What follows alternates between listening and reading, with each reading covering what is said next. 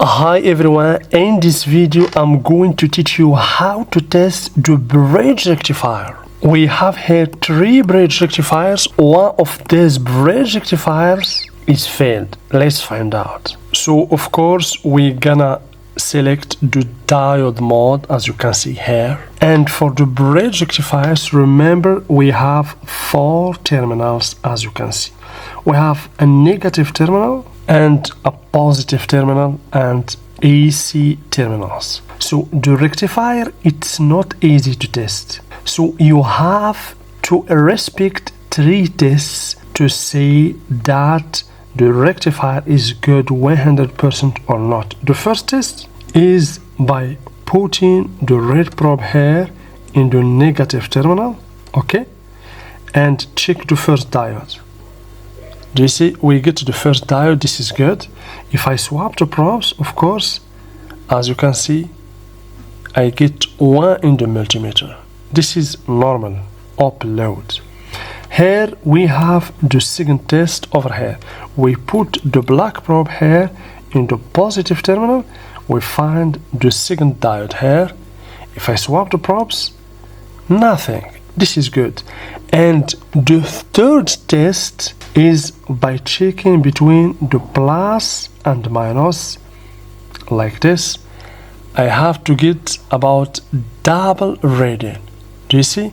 Here I get about 200.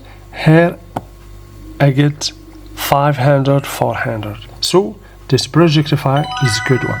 Let's check the second one. Of course, you can test the bridge rectifier using many testing methods, but this is the reliable and the correct tests. So the first test, do you see, I get a diode, I swap the probes, nothing.